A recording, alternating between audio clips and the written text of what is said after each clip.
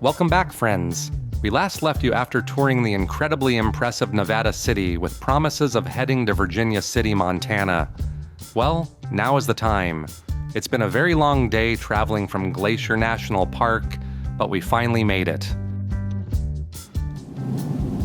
There's more little, I don't know, there's like kind of tourist, old West town looking facades here, and I guess here we are in Virginia City already.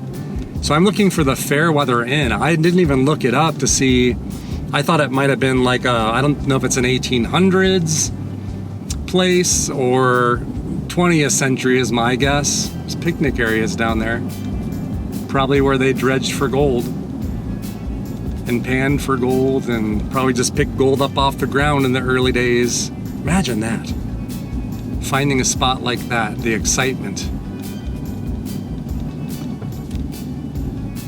But I guess we're about to find out. Like the pictures of the rooms look kind of Victorian-esque in the Fairweather Inn, but I think it's the same story in Virginia City, essentially, where the General Mills heir helped to preserve and do everything we're gonna see here today too. But I imagine I think I've seen I watched another video and I could see my accommodations for the night on the main street here. So I don't know if I get my own parking or if I have to park on the street, but look at this. Probably not the original placements of the buildings as we have come to learn. Wow. This is better than any like theme park, Old West section or anything you could find. There it is, the Fairweather Inn right there with the white and American flag. I'm gonna try to, maybe I'll just circle around and pull over. There's parking on the side too, but it's all full. And this is crowded. I thought it was not gonna be crowded at all, but it's crowded here. All right, we're here at the Fairweather Inn and got my key. And I already talked to the lady. This was relocated here. It's not like in its original placement, but it is I think she said 1864.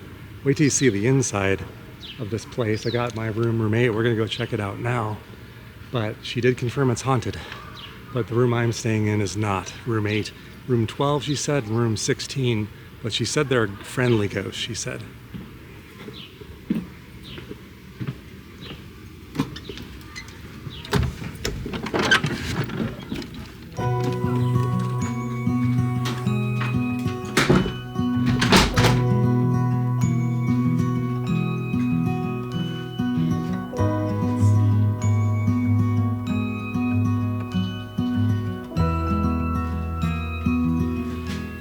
All right, this place is amazing.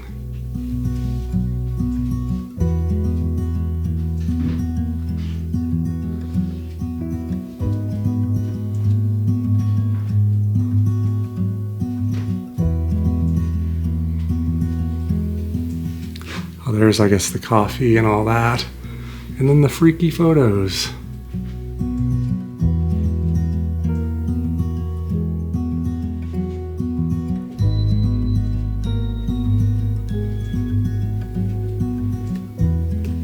She said, I'm down here in room 8. She said, down through the stairs. This is an interesting building.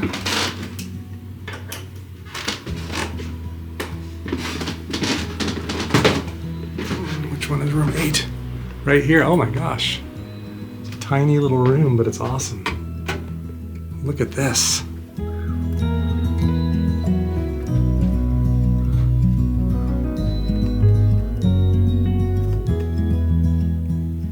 I love this.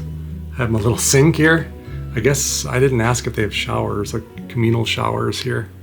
I'll have to ask, but at least I have running water and a bed. That's all a guy needs. I've been staying in a tent for over a week, so this is luxury to me.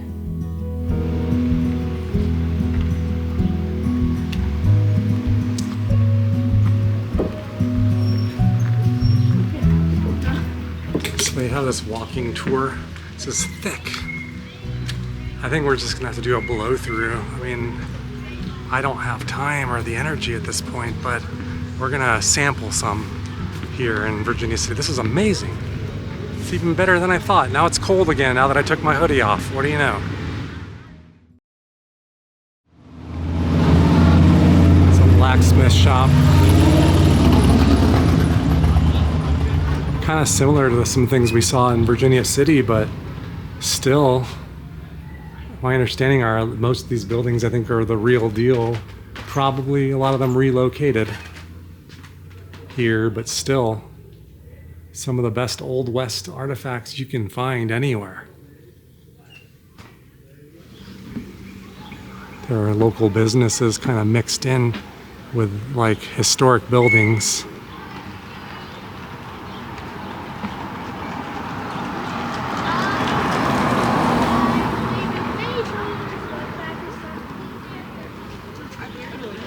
I kind of like the dreariness here in the town right now. It kind of adds to the ambience, the haunted history.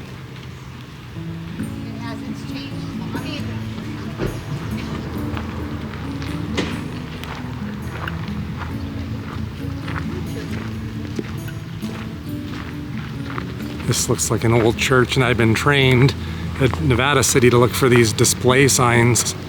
Here comes the rain. Let's seek refuge in this old church. Or as far as we can go in anyway. Oh wow. This was the location, I guess, of the Montana Post, so maybe not a church?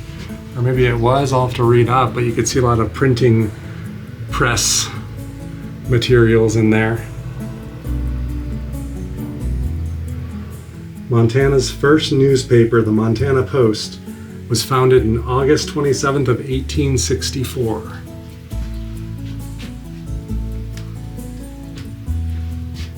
Doesn't it look like a church though with the windows? I guess this is a continuation of the Montana Post. I'm not doing a very good job reading, but they do have these spaced out in various places, but look at the ceiling in here. It definitely looks the part. All these antique books, and how fascinating would it be just to be able to go sift through all those.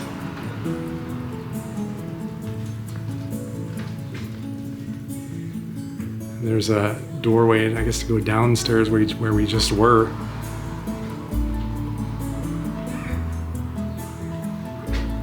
I bet you that was a church at first. Once again, very overwhelmed.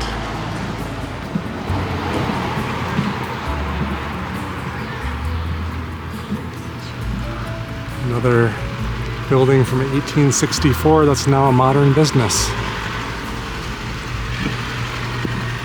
Prouts and Russell's Drug Old Masonic Temple. There's the symbol of the Masons, and the top story of the building was a lodge, just like in Bannock. The school was in the bottom and the Masons were upstairs. There's a theme happening there. There's a look at the Fairweather Inn where I'm staying in my tiny room tonight. And some other really old looking Old West buildings, ruby chain, jewelry and gifts. So a lot of these are like modern businesses in these old buildings, which is cool.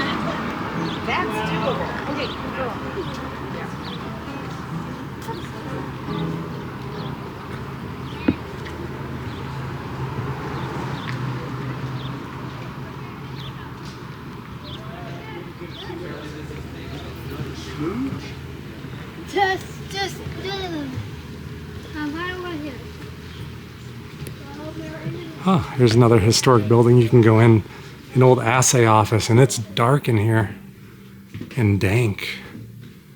Even my low light camera is struggling in here a bit.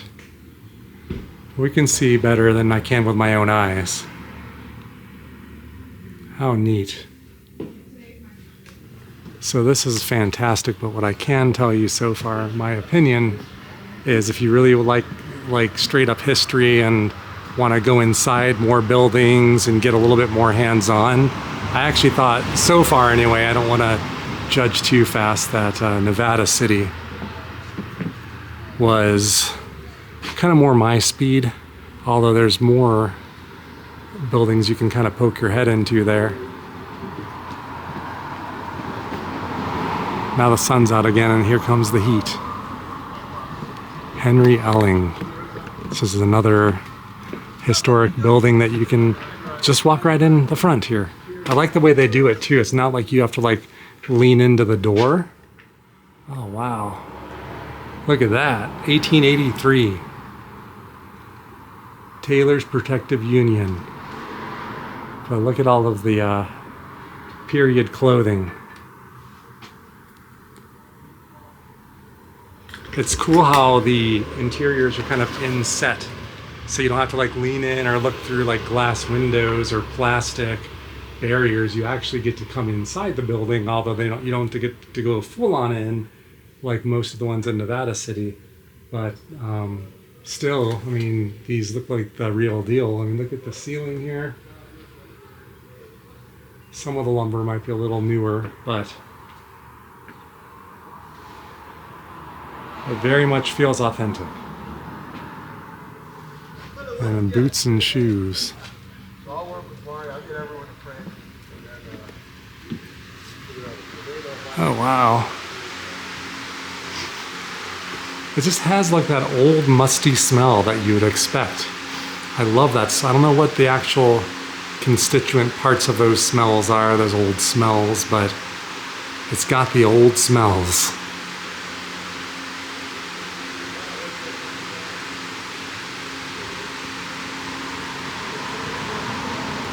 I guess this was another cobbler, an example of a cobbler that we learned about in Nevada City. Miners would typically have one pair of boots or shoes, and whenever you needed to get them replaced, you wouldn't go to Target or Kohl's, you'd go to this dude.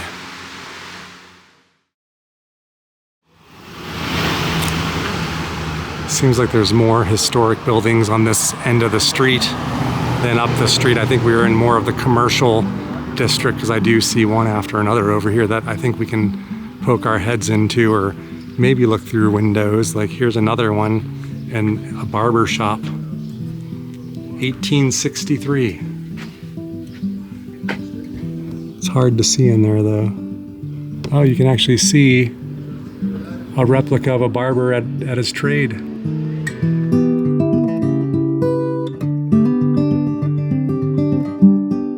Not sure why the barber shop was closed. It had like that inset thing that the rest of them have.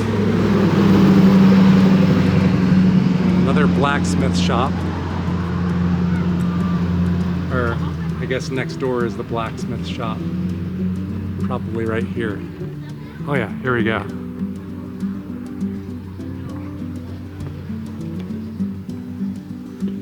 Yet even more wagons.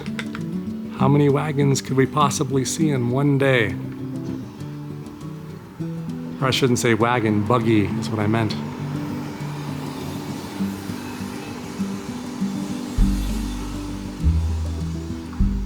Looks like an old saloon, or a saloon where you can wet your whistle today, I should say.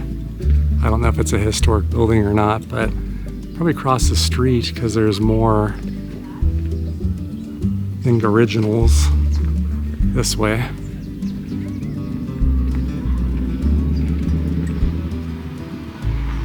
So I'm here at what I presume is the northern end of town, kind of the end of town. Looks like just businesses again.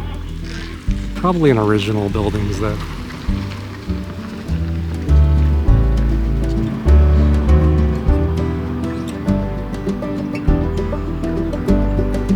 Wow. So much stimulation for one day.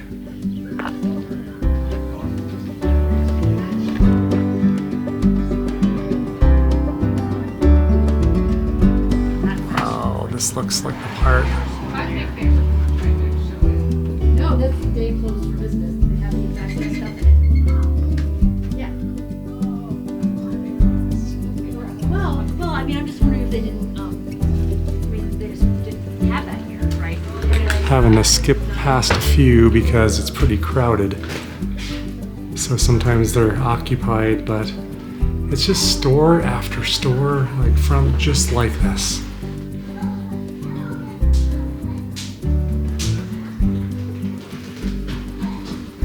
Oh, how cool is this? An old toy store.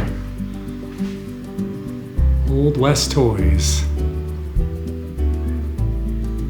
Kids of today wouldn't know what to do with themselves. They'd go crazy without their technology and Xboxes and PlayStations if this is all they had to do. They actually had to use their imagination.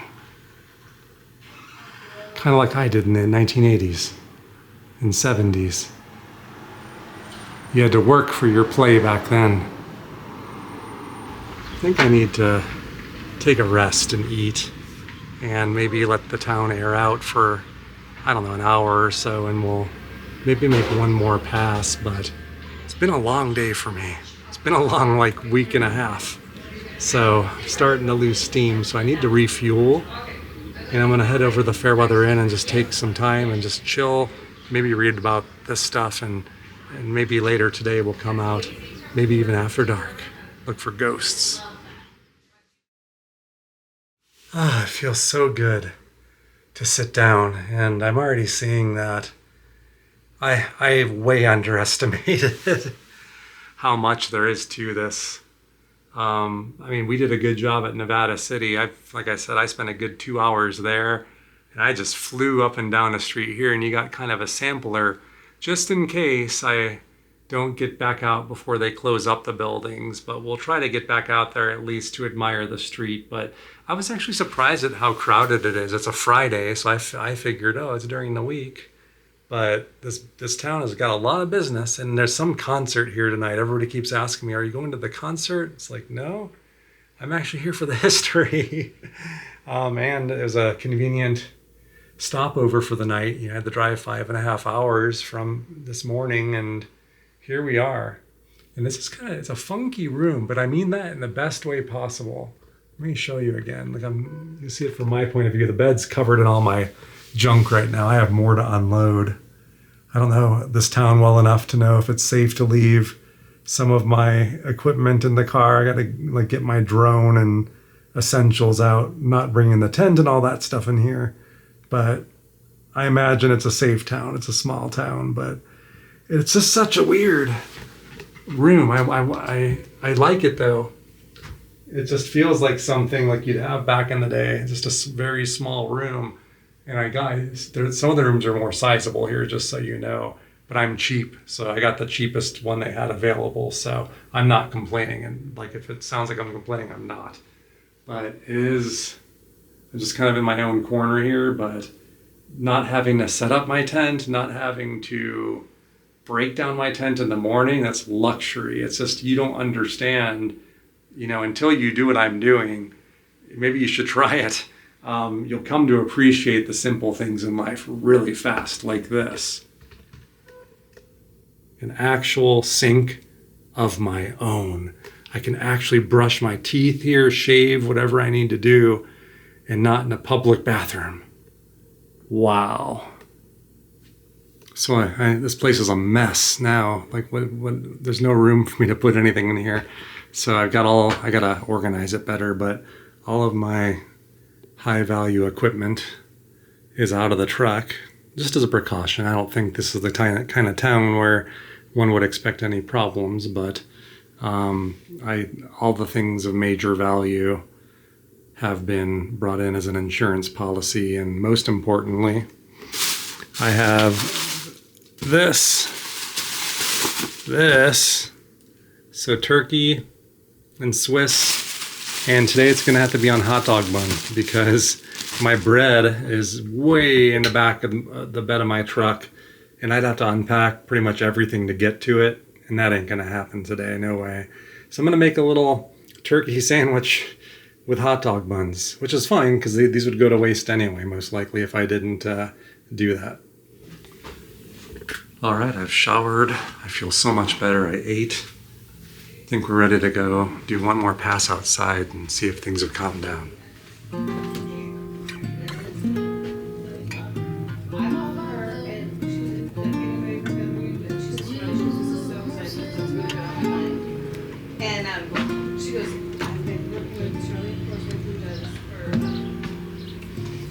Much quieter now, much less people.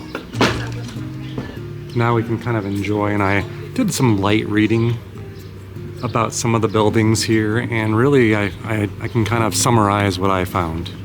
They're absolutely authentic buildings. A lot of them date to 1863. I do think a lot of them were transported back here from various locations, like the hotel that I'm staying in as an example, but what you actually see kind of interspersed between some of these modern businesses are absolutely like original, and I'm trying to find an example of one. The barber shop was one that we had seen earlier that is original, but many of these would date back to then.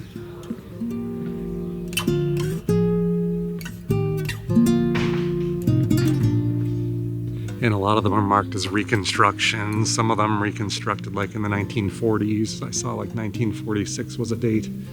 Just kind of exploring the back area here. But, yeah, no, this is another good example of like a town that has some authentic old school, old West buildings kind of interspersed between reconstructions and stuff like that.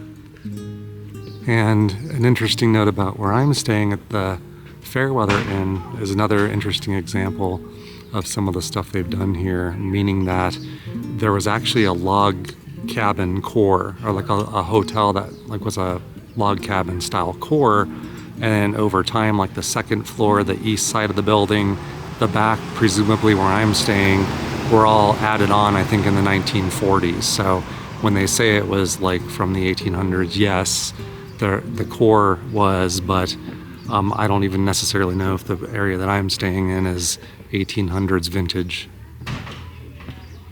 But many of these are. Let's take a look at the Henry Elling clothing store, for example. Yeah, this guy, Henry Elling, was operating this store out here in the 1870s, for example.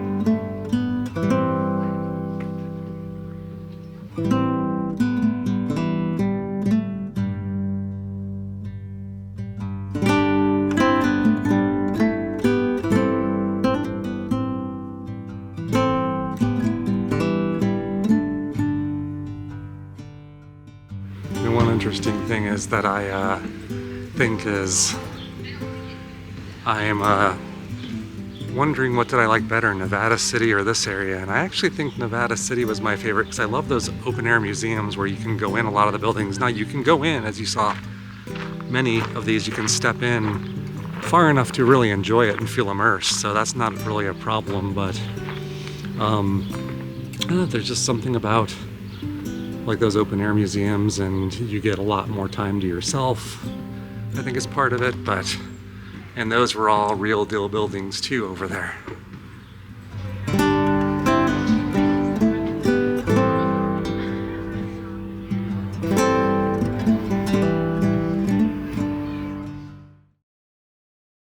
So this gentleman here, or these two I should say, are very important to why this exists today, and this is the story of Charlie and Sue Bovey. We mentioned them earlier. Basically an heir to the General Mills fortune, took an interest in preserving Old West history, and in the 1940s came upon the buildings here that were, you could see here is 1944, and things were definitely in a state of disrepair. And the Boveys came in and helped to restore everything, and by the 1950s it kind of looked like this. So a combination of relocating old buildings and fixing them up a bit, and reconstructing buildings using historic accuracy and photographs to basically fill in all of the street that you see today. All because of this guy. Interesting. I recognize that because I'm staying in the hotel and I see this very photo. We'll look at it when we go in. I assume that's the very one in the hallway near my room. How cool is that? The Fairweather Inn lobby, 1947. That makes staying in the hotel even cooler now. But basically, this is the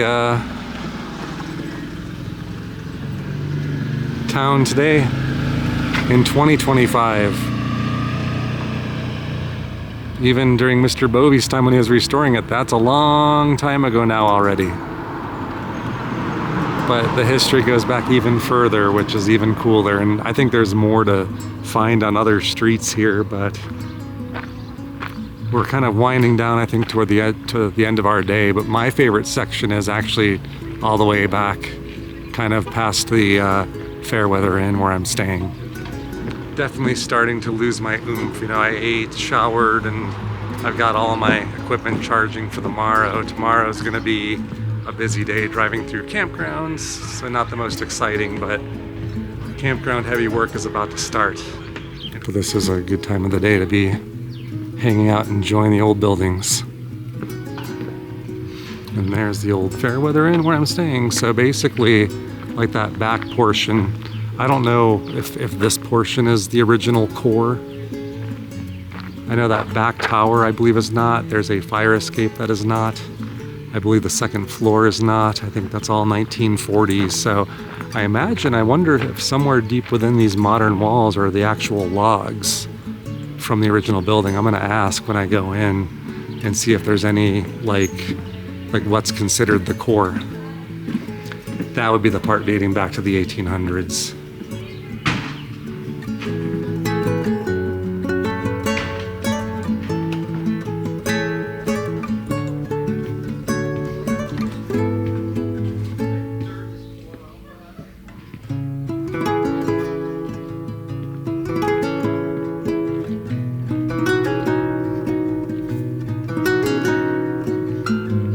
Last thing I wanted to go check out is this train depot. I think that's an 1890s train depot down here, and we'll kind of say our goodbyes. And it's quiet down here too. Having trouble finding places where I can get some time alone in this town. Part of the reason why I enjoyed the Nevada City experience today is that I felt like I just feel more at ease being alone in old buildings. Like I was explaining on the Bannock episode. I don't know why that is. I think there's a stream down here too I can hear. So I don't think this is open now, but I believe this is what I saw on the map about a 1890s train depot, probably repurposed, I'm guessing, as a modern train depot, but I am being summoned by the sound of a soothing stream. The outdoors calls to me. It's like a viewing, I guess that's where you might load for that train ride, maybe.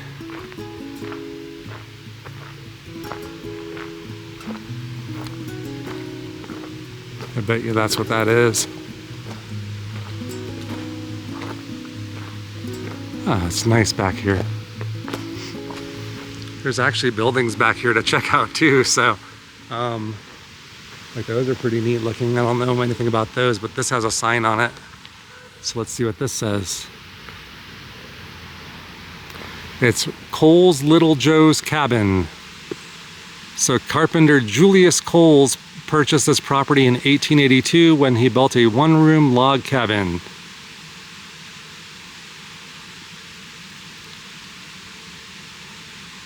So I presume this is Mr. Cole's 1860s era cabin.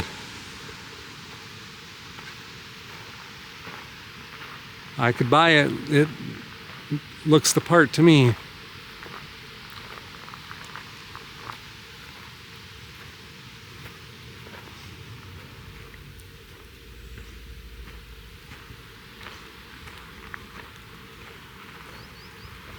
It's so peaceful out right now, isn't it? I think this is just some kind of pond, not a river. I hear running water, but I'm guessing it's draining into something.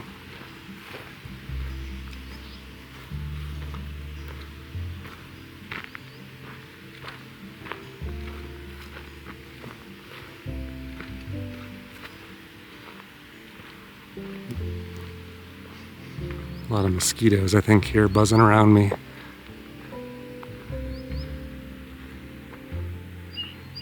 It's kind of nice hearing the birds chirping and to get away from the pack for a second. There's ducks out there.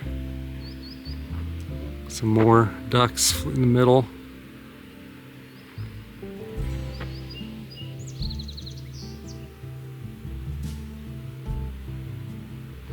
Well, this has been another hefty travel day, really, and we jam-packed Nevada City in this. That was, for me, my highlight of the day.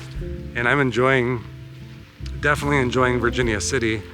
But I think now, you know, when I got here, I had lost my oomph, and combine it with it being a little crowded, I was kind of like, get off me, bug. I'm kind of just ready to lay down and relax, and you know, I'm doing preparations for tomorrow also. So I got a lot going on. This bug likes us. Leave us alone, you're not gonna be on our show. But anyway, it was a fantastic day though. These were bucket list towns for me to visit, and I learned a lot already in the process, just reading some of the town signs and, you know, pamphlets that you get. We shouldn't have gone down by that water. They're following me now. Well, hope you enjoyed tagging along on another road trip day. I know it was a long drive, longer for me than you, I'm sure. But hopefully you got to enjoy this really casual walk around these amazing locations, and it made an impression on me, and I know I'm gonna have to come back and spend more time in Montana one day. That thing flies back. See you next time. If I'm not mistaken, you guys tell me that's the picture that was in the photograph with Mr. Bovey sitting in front of it in this building. I bet you it used to be up front in the lobby, because I think it said it was in the lobby that it was taken. We're kind of in a back hallway, but I recognize that face.